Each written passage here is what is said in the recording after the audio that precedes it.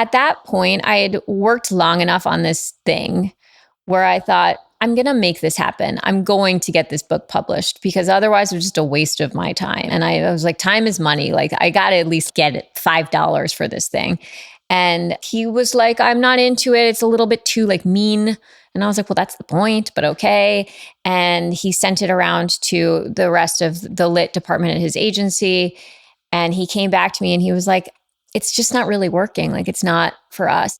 I cry. Like, I didn't cry. I don't cry for like, I cry about other stuff, but like work stuff doesn't really make me cry.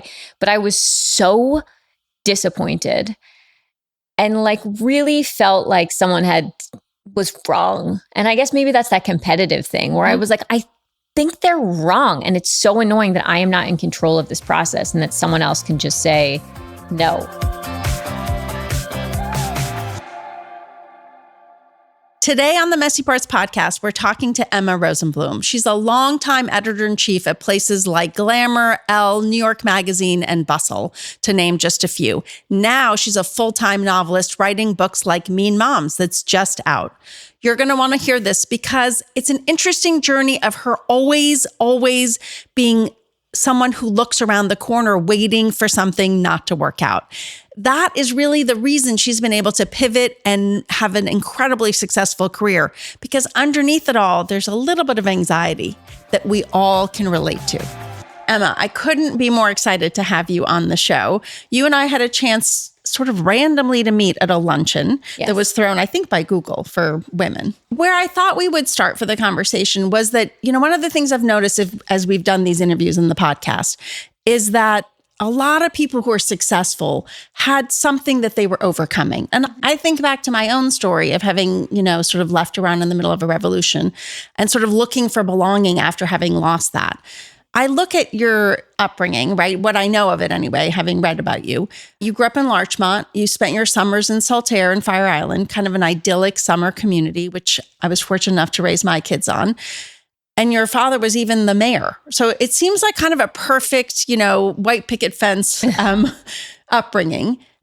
And I read that you say that you were really competitive and you always wanted to win. So where do you think that drive comes from? That's a great question. And I think to your point about being an outsider, I was kind of always on the periphery of the popular group. I was like the funny sidekick.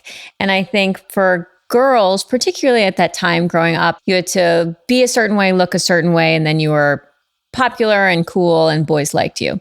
And I think for me, as someone who was, again, just kind of on the edge there, I found that being the one that was always making the jokes, and also I was a really good writer and I was able to craft my thoughts in a way that was really humorous from a very young age. And I found that that was like my best self. And that was what allowed me to kind of be in the worlds of like the cool kids, because I was like amusing. Not that I was like heinously ugly or anything like that. Was fine. But like, and I've aged like fine wine. I'm much better looking now than I was growing up. But like the idea. That makes me like want to ask you to see a picture, but okay, we'll come back to that. I was cute. I was totally cute. It was more like my way of, I don't know, kind of like being in the fray. And I think that as a person who's naturally more shy and, would always kind of, when we'd walk into parties, I'd push my like prettier friends in front of me and kind of hide behind them. To be that kind of like fly on the wall who was giving commentary to people and like making them laugh was always the way that I found I could like fit in.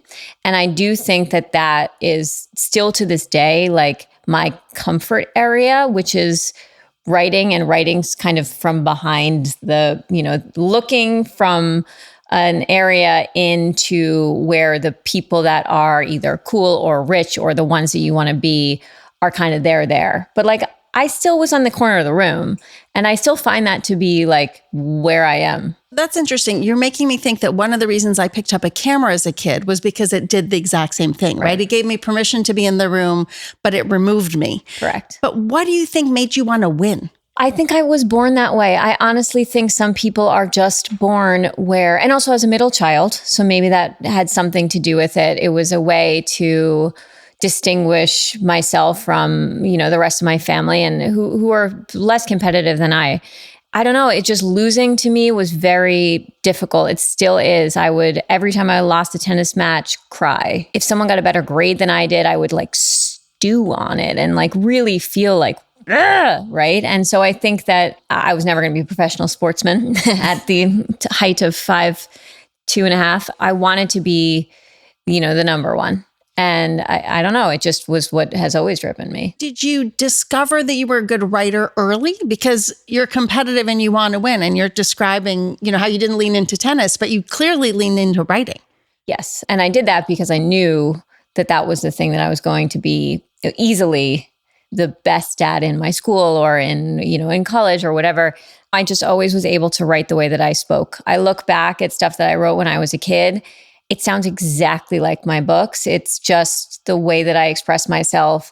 It's almost easier for me to write than it is to speak and to be funny on you had someone like Satire on, and she's just so funny right in the moment. And it takes me a little bit of a beat to think of that stuff, but like writing it is the perfect medium for me in that way. And when I was in 7th grade, I wrote an essay. It was about my hypochondria. It was like a funny essay about always thinking that I was dying, which again, thinking back, like for a 7th grader, that's a weird essay to write. But my English teacher— Did you think you were dying? Yes, I had hypochondria. I've since grown out of it mostly, but I really did. I thought I had cancer. I made my mom take me to the doctor. He was like, this is a callus. It's not a tumor. And so I wrote this essay. My teacher really loved it and submitted it to the Scholastic Writing Competition. And it won for like best humorous essay in my age group. And so I went down to DC and I read it out loud at the Library of Congress. And I was like, oh, I could just do this. This is something that I would know I would be good at. And I loved that I like won that award, and the whole school knew. And I was like, I'm the funny winning writer lady.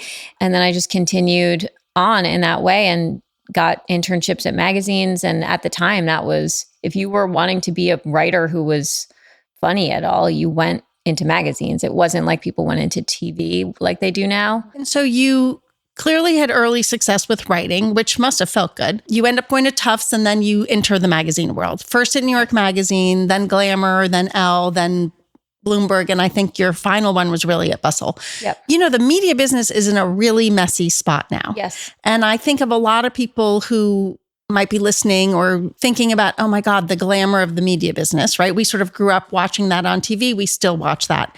It's a really tough time to be in the media business. It is. It wasn't when I first graduated from college, which is why I went into it. It was like glory days of magazines. The time when you would go on the subway and everybody would be reading a magazine. I'd see people reading my stuff in New York Magazine in the subway. People don't read magazines anymore in the same way, obviously. I was in there in the industry for about 20 years and just completely saw the total shift to digital, and then just the total decline of the whole thing because the advertising market has disappeared. Everything's reliant on Google and Meta, and basically it crashed. It's gone completely, which has been such an interesting thing to witness. It's like I'm from the dinosaur age where we were rolling in money, and then to go to basically like zero and just completely losing money was quite a shock. I mean, it happened kind of slowly but surely, but then all of a sudden at once.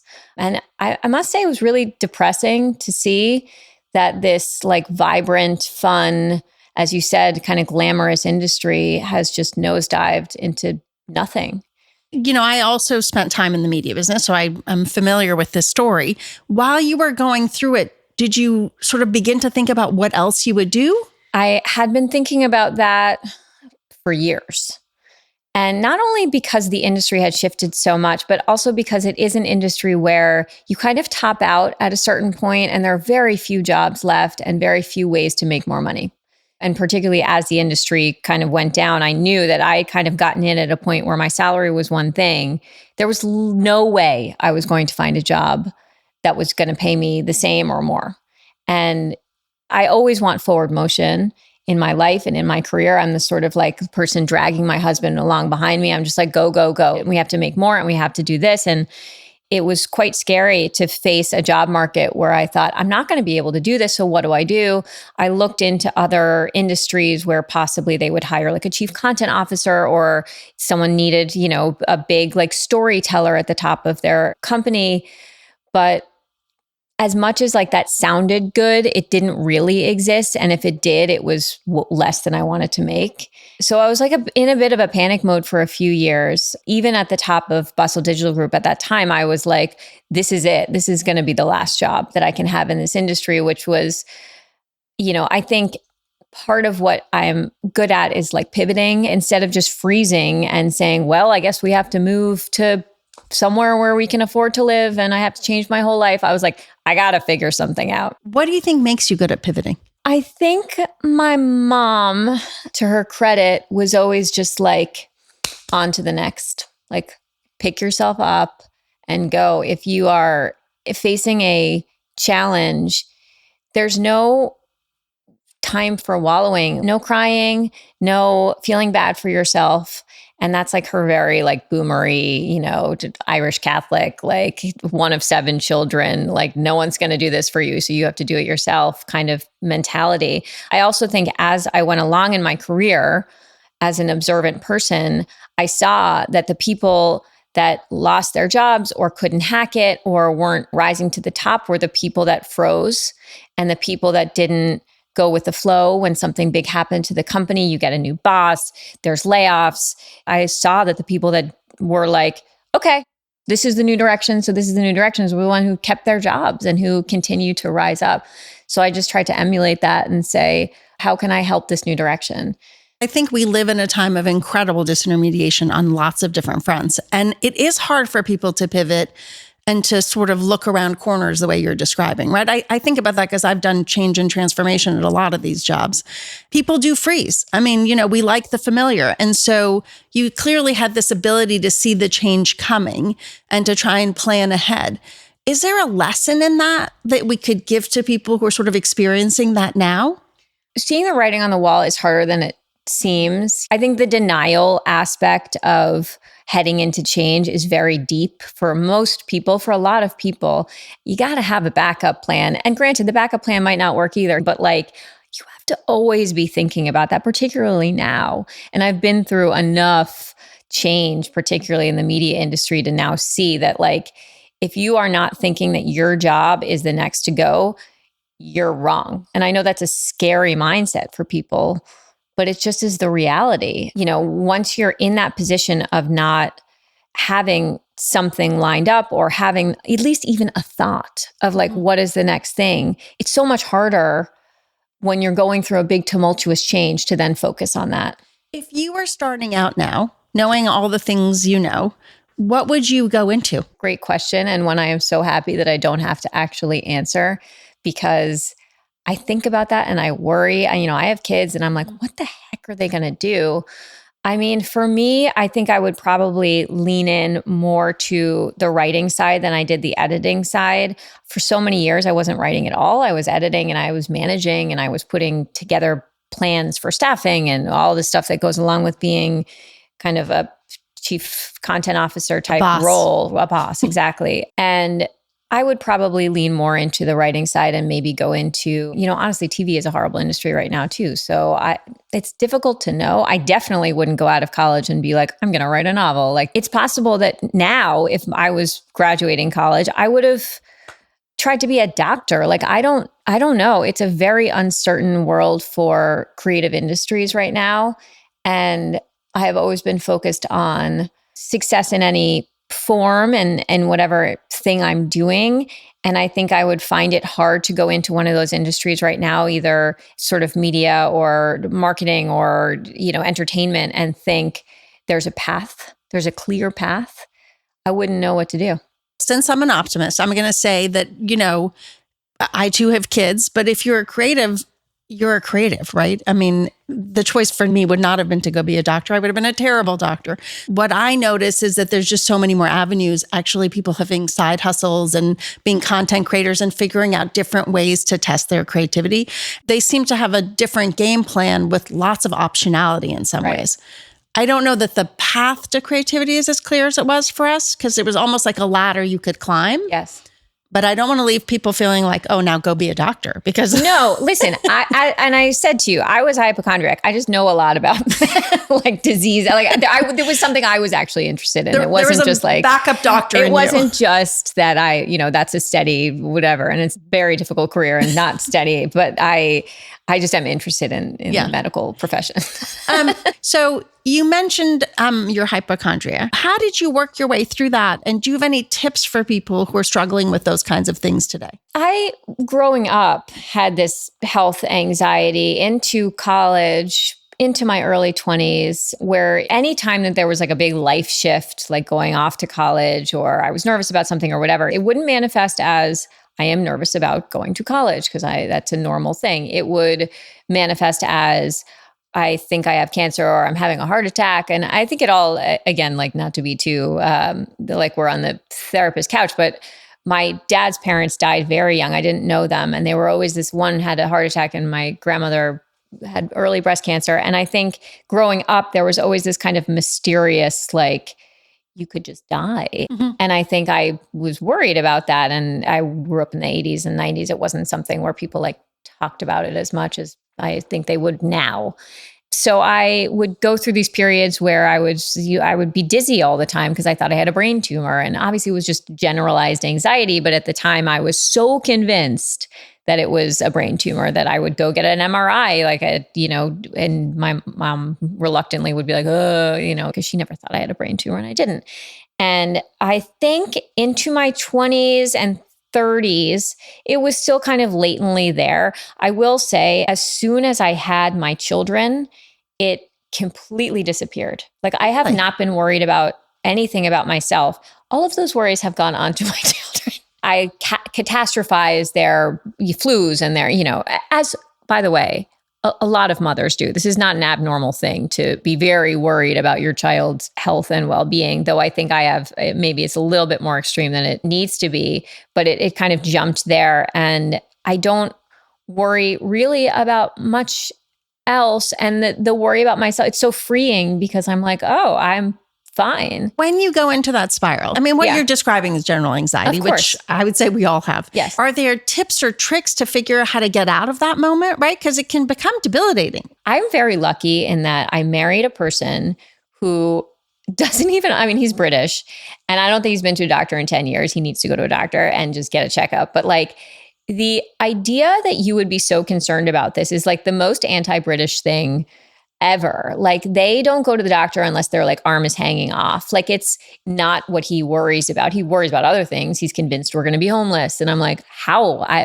We both have great jobs, but it's like, again, people have their things that they really focus on and catastrophize, but mine is health. And it's to be in a partnership with someone who is so not concerned to the point where I'm like, sometimes we need to be a little concerned is very helpful for me. A big reason that our partnership works and I was drawn to him was that he was like, you need to not be spiraling. So I'm going to summarize your tip, which is marry someone who's the opposite of you. Marry a British person. They have great accents and they hate the United States healthcare system. That has helped me. And I think having children really helped me. So it's so interesting because the way you described your childhood, somebody sort of on the side, it makes sense that you write the kind of novels that you write, kind of in the vein of Jane Austen, sort of social commentary. So talk a little bit about your first book, because it's not like you actually quit your job and started writing. You actually did it in the way millennials do, like as a side hustle. It wasn't a hustle in that I wasn't trying to go off and make a little extra money here and there. Like it was actually born of what I was talking about before, having really known that my real strength above all else was writing, and particularly like a kind of humorous writing. And I hadn't been doing it at all. And it was also right at that point where I was thinking, this is going to end. I'm not going to have a job in 3 years. There's just no way. So I was like, well, maybe if I just try this while I have this other job, we'll see. And like, if I can do it, great. And if I can, I'm going to figure something else out, whatever. And so I started writing Bad Summer People while I had my other job. It was also 2021 and we were fully working from home. It was easier for me to have those pockets of time where I was like, oh, I'll write a few hundred words, I'll write 1,000 words. And I crafted a chapter, and I never written fiction before. I was always nonfiction or essays. I was like, okay, I could just keep doing this. Like I just did it for 3 or 4 months, and I had a fully done book at that point. And I thought, okay, well, maybe I'll start sending it out. And again, still doing my job, not really thinking anything would come from it. So you actually wrote the full book and then started looking for... Yes, you have to do that with fiction. You can't just send like a chapter or 2 chapters. And I didn't have an agent yet. For a debut fiction, you need a full manuscript. And I knew how many words it was supposed to be. That was basically the extent of the research that I had done. I was like, okay, 80,000 words. Someone had mentioned to me once, like, why don't you just try to write a beach read? Because other books are harder to write. And read some beach reads that year. And I was like, maybe these are not very good, particularly because my prose, it's not like I'm a writer where I'm like dying over every sentence, and like, it's more propulsive, funny, plot driven books. And so I was able to get through it quickly. And I thought, this is probably better than some other beach reads out there. And people seem to be buying those beach reads that I didn't think were great. And there wasn't really a beach read in the same vein as mine, which was, it wasn't romance. It wasn't women's general fiction, like a family drama. It had a murder in it, and it was kind of sharp, a little bit biting, and there was some snark in there and some, it was just a bit of a harsher beach read, but I was like, that's what I like to read, so maybe I can write that. So yeah, I had a manuscript and I started sending it around. I had an agent that I had spoken to a number of times about doing a nonfiction project, because every magazine editor has like a nonfiction book in the works that never happens.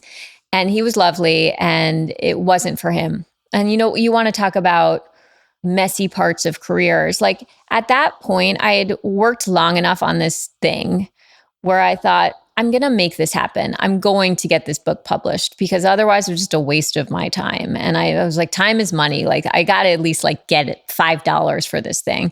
And he was like, I'm not into it. It's a little bit too like mean. And I was like, well, that's the point, but okay.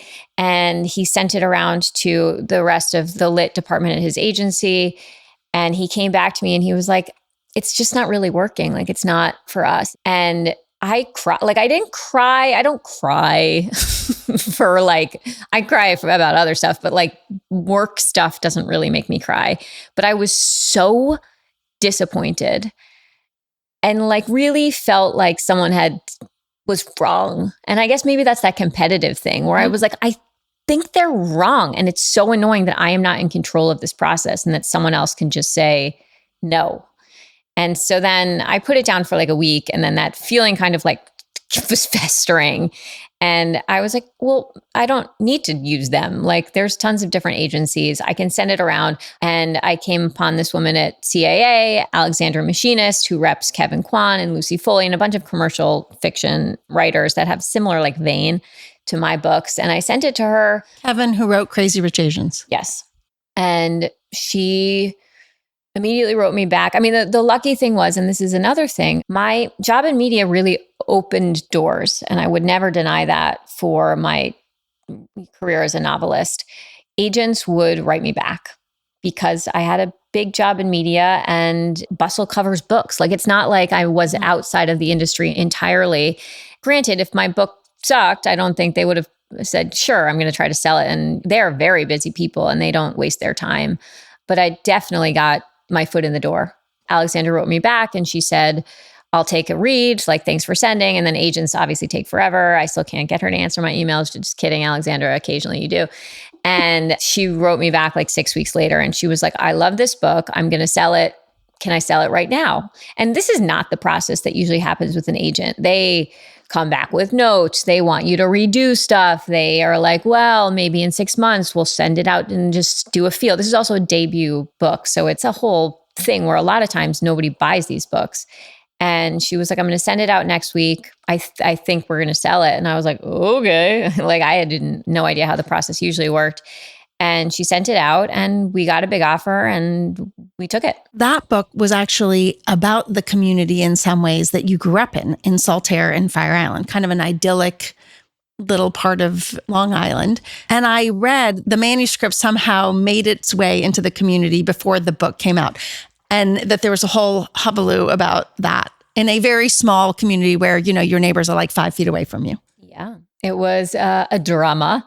Part of that process of sending it out wide to the entertainment industry, someone knew someone who had a house in Satire and sent it to them. And in that original manuscript, I had placeholder names of actual people in the town.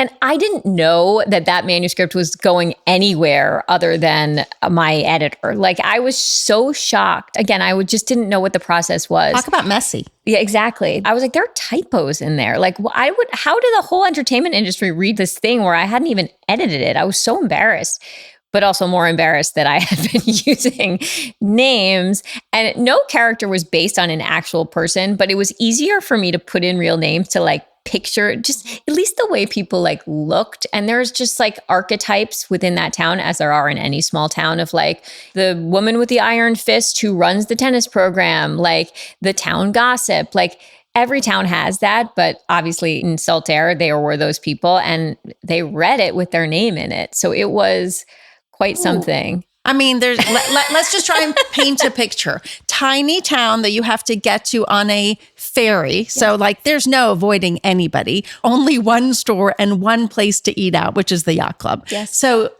that had to have been incredibly difficult running into people. That summer it was the summer before it came out. Mm-hmm. So it was still a whole year away from pub. And it was so humiliating for me. I was like a hermit. I like never left the house. My parents were so mad at me, but they forgave me.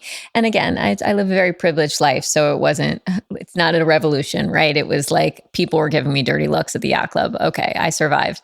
Then the next summer it came out, and it was very funny, the turnaround, because I think people were sort of hoping it was like not going to do well or a flop. Like I think there was some schadenfreude of like wanting bad things for me in a certain way. And then it did do really well. So then the turnaround of everyone being like, we loved it the whole time. Congrats. Like our like famous author in our little town, like people now love it. I read it and loved it. So congratulations. So tell me about sort of then deciding to leave and do this full time, because that's also not an easy decision. Once that book did well, I had a contract for a second book. So I wrote my second book while I was still at my job. It became increasingly difficult to focus on both of those things at once. And also as you said, I have kids and I can't spend every minute of the day working, particularly weekends. I don't like to work. I want to be with my kids. And also at the same time, the company was definitely going through changes, less focus on editorial, more focus on event-driven revenue, which is not my thing. And it just became clear that they kind of didn't need my position at all at the same time, where I was negotiating a contract for Mean Moms and my fourth book. Honestly, I know that this is supposed to be about messy. It was the least messy it could be. If I had tried to stay another year, it would have been messy and I would have been pushed out in a way that was acrimonious. The company needed my salary back, honestly, and I wanted to give it because I could not give my full self for my job. And also just the way that it was pivoting, not that I couldn't have done it in an earlier time in my career, but I had this other thing. And I was like, you know what? I don't actually even want to. So I'm happy to say goodbye. And it was a very nice way to go, because having been in media, I have seen very not nice ways, people getting really pushed out and the rug getting pulled out from under them, and surprise and sadness. I was sad, but also it was like the natural progression. And also for me personally, knowing that I had these 2-year-long contracts for my books, just in terms of my, life planning and financial planning, I was like, okay, I can do this because I have these contracts. It wasn't something where I was just like jumping off a cliff with nothing. So I felt okay about it. So now you've landed on you're a novelist. You're home writing books. You've left that world of media that you were in before. What's your plan B and plan C? That is such a good question, because I'm still thinking about that. Particularly, as the books come out, I'm like, okay, well, if this one's not a bestseller and the next one's not a bestseller, I will continue to get less money for my advances. So then what do I do? My plan would be to try to get into screenwriting or TV writing, or continue to write novels that maybe weren't selling as much, but then also trying to transition them to TV stuff. Like it would be to go in that entertainment direction. Another very difficult business, I just want to point out. I know, but I feel like that would be for me. Because like right now, media is dead. I'm not going back to media. I think it would be hard for any company to be fully invested in giving me a job right now, because obviously like I have this full-time novelist thing that is very visible and like that's my job. Though I have thought that I'm like, I could get another full-time job. And my agent's like, no, you can't. You need to finish your books. I'm always thinking about it. I am on LinkedIn every day. What? Yes, I look at it. Why?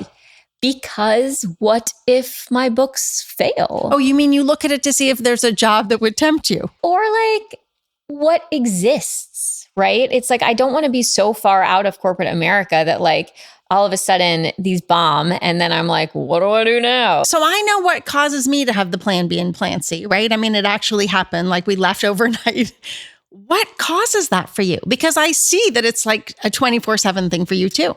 I don't know. I think it's that feeling of like not wanting to be left surprised and without anything, without a job and without, I've always worked. And even now, I don't feel like being a novelist is work in the same way that I worked. And so I still feel like I have this weird fake job at this moment, which is causing me, generalized anxiety, I guess. Which you actually manifest by spending time on LinkedIn. No, yes, LinkedIn, Street Easy. I'm like, how much could we sell our apartment for? Where would we move? Like, do we have to go back to England? I mean, listen, this is, who knows? But as my dad always says, like, Jews are always running from something, like something bad is going to happen. So you have to be prepared to flee and like take your matzah and go. And, my mom is not Jewish, so she doesn't quite have that thing. But like, I think there's a feeling of you have to be prepared for the worst thing to happen so that, because it could. Let's go back to you talking about being a mom. I read somewhere that you said the kids knew to call the nanny and not you. Not anymore. Now I'm home all day, every day. Just writing my books. It's hysterical. So talk a little bit about being a working mom, right? I mean, I too would never have survived without the help of a nanny during the week and even one on the weekend so that I could actually have some time to do something else.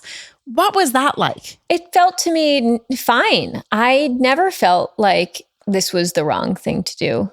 I also felt like I saw my kids enough. Like I was lucky enough where I didn't have a job where I had to travel a lot. I have friends who have that, and that's very difficult. I was in media, so I was working every day and sometimes quite late and having to go to events and stuff. But I was there every night for them. I was there in the morning every day for them. And then during the day, I mean, I don't know, like I don't think it would have been the right thing for me to be home with them anyway. You never had mommy guilt? No, I don't have guilt. There's something like wrong with me a little bit. Like, I don't know. My sister's just always like, you're a sociopath. I'm like, I'm not. I don't feel, why would I feel guilty about providing them with a lovely life with a mom that like has a cool job? They're very happy, well-adjusted little boys. And we have tons of family in the area. And I mean, granted, like who knows, in 10 years, they could be talking to a therapist about how like their mommy was never there. I have no idea. But like, I honestly don't think that my career has impacted my mothering negatively. And if anything, I think it allows me to, when I'm with them, feel more focused on them. Your latest book, hold on, I'm going to show it. Mean Moms is in fact about moms at a privileged school in New York. So again, a world having raised 2 kids myself here in New York in the world of private schools, I'm familiar with the experience. But definitely there weren't always lots of working moms in these worlds, right? And there was definitely still not. Yeah. I also don't think I had that guilt. It's kind of like you're describing. I was like, well, I mean, you got to come to Premio La Nuestro and meet Shakira. Exactly. Like that doesn't just happen. Exactly. But nonetheless, it was a juggle. Oh, it's definitely a juggle. I have always worked, and I do think, in the circles that we're in New York City, that's not always the case. I've worked full time. So a lot of women post kids, particularly in New York, particularly if you have enough money or lucky enough to have enough money, you can have it be more of a freelance situation or, a part-time situation. And I don't have that freedom. And also I don't think, my job is so fun and creative. Like it wasn't like I really wanted that either. But yeah, it's a juggle. It's like I'm doing a lot at once. Not only am I keeping all these plot points in my head and like doing PR stuff for my books and thinking about what is the next one going to be and trying to pitch out freelance articles. I'm like, I have my kids Everything is in my head about their lives. My husband and I are very split, I would say, with hands-on time, not like during the week. I would say I'm particularly because now that I fully am working at home, like I'm everywhere for them during the week. But during the weekends, it's like he is on it, and I can relax and he plays with them and is just honestly so focused on them in a very nice way. But and every article is written about this, but just all the emotional labor and all the planning and everything is on me. And maybe that's what kind of allows me to not feel the guilt, because I'm like, I do everything for them in a great way. And I love organizing their lives and knowing exactly where they are at every minute of the day and coordinating with the nanny about all their after school stuff and all the doctor stuff and the dentist and the orthodontist now and the camp stuff and everything that you have to keep track of and their clothes and the list is endless. I never really had guilt about it. I always thought I would actually be a terrible stay-at-home mom because I would just be all over them and make them crazy. It was just kind of how I was built. Yeah. Which sounds like similar for you. Yes. And I do know a lot of women that actually do have lots of resentments that they are fully in charge of those things. And I do not. So let's talk a little bit about Mean Moms, right? So you actually just had it come out. Yes, this week. I'm curious to know what that experience is like, because here's another world in which you actually are a part of, right? You have your kids going to private school. You've written about a private school. In this case, the manuscript did not leak out with the names of the people in it. So it seems like you were spared that messy part. What's it like, right? Because there must be people who wonder if they're a character in the book. Yes. So we'll see more in September when everyone's back in school and I actually see some of the moms again. I specifically set this book downtown. I live uptown. So I could avoid that as much as possible of people thinking, I would never set it at the kind of school that my kids go to. They go to an all-boys school on the Upper East. That's not the kind of school that I wrote about. Certainly there will be people who see themselves in these characters because it's a satire. It's based on the world today and the world that New York City is today. And when my first book came out, a friend of mine in Saltaire and Fire Island wrote me a funny note, like a congratulatory note with a little gift. And her note said, like, I love how much you don't give a shit. And I think that's sort of me also. I don't care if people are mad or don't like me or are like, ooh, she wrote a book about this. It's whatever. Did you care when you were younger? No. I mean, I was trained at New York Magazine. I was there for 8 years. And it was the time when it was very snarky and very let's see how people can, hang themselves with their dumb quotes about their rich lives. For years, that was kind of what we were after and the kind of stories that we wrote. And it was funny and it was juicy. And also it's always, and my books are this way too, punching up. It's a satire of people whose lives are so beyond privileged that it's hard for me ever to feel bad about poking fun because I'm sorry, you have so much money that it's okay for me to be and you should also have a good sense of humor about the fact that sometimes they don't, that I'm kind of needling the lifestyle a little bit. And the lack of self-awareness sometimes to me is very funny, but also I like calling it out because come on, guys. There are people who are not, stressing about whether they should do 3 private lessons for their kid or 2. And that's most people in the world. And so you can take it. I will say I loved Mean Moms. Oh, thank you. And by the way, I just want to say I did play the which school is it game in my head. What did you land on? No, I'm not going to say. But I did play that game in my head. Okay, so we're going to do rapid fire. What would be your karaoke or walk-on song? Unwritten by Natasha Bedingfield. A food you'd bring to the potluck. How about the barbecue in Fire Island? Because they do a potluck on the beach. A lovely pasta salad or a potato salad. Anything Allison Roman, I would do. An alternative career, maybe a doctor. Did I already sort of ask you that question? A doctor, if I was actually good at science, and I'm not. So yes, that's my fantasy, is to be a surgeon. What are you reading, listening, or watching right now? This question is going to make people mad because people always get mad when I say this. I'm reading nothing. I never read. That's not possible. It's true. I don't read any books. I haven't read a book since I had my first child.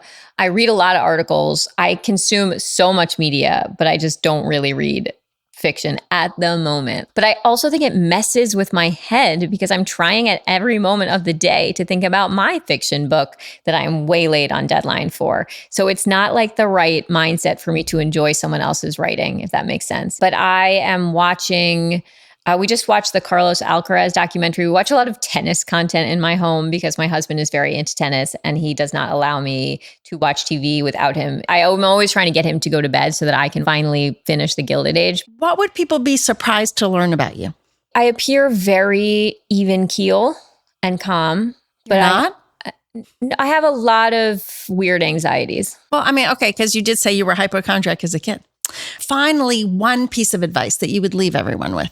What we were talking about before, be flexible. You are not going to find success in life if you are a rigid person who does not shift with the way that things are going. So be flexible always. Emma, I have loved having you on. I love the book. You know, I love a good satire. I can see the movie or the TV show already. Yeah. I mean, you kind of write for that. No wonder you like The Gilded Age, which also is amazing.